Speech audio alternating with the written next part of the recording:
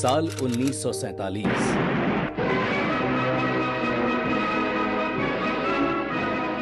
एक तरफ भारत सदियों की गुलामी से आजाद हुआ, लेकिन दूसरी तरफ कांग्रेस की नीतियों ने मां भारती को विभाजन का दर्द दे दिया। लाखों लोग रातों रात बेघर हो गए, हजारों परिवार टूट गए और उसी दर्द के बीच एक आवाज गूंजी, डॉक्टर श्यामा प्रसाद मुखर्जी जी की। एक देश में दो विधान, दो प्रधान, दो निशान नहीं चलेंगे। फिर आया साल 1951 और यहीं से शुरू हुई भारतीय जनसंघ की यात्रा। न सत्ता न संसाधन, केवल राष्ट्र को सबसे ऊपर रखने का संकल्प।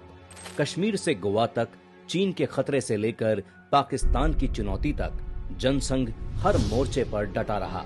फिर पंडित दीनदयाल उपाध्याय जी ने राजनीति को सत्ता नहीं, राष्ट्र सेवा का माध्यम बताया।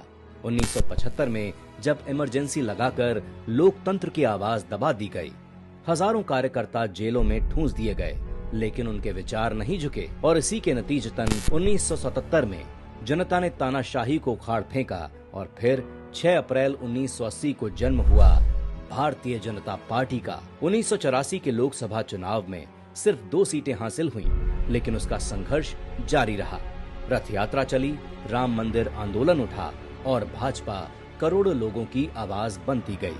फिर आया साल 1996, जब पहली बार भाजपा बनी देश की अकेली सबसे बड़ी पार्टी। ये केवल कोई चुनावी जीत नहीं थी, ये जीत थी देशभक्ति की सच्ची विचारधारा की।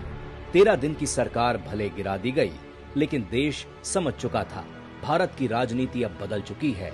यही वो पल था जहां से शुरू हुआ भाजपा के उदय का नया अध्याय।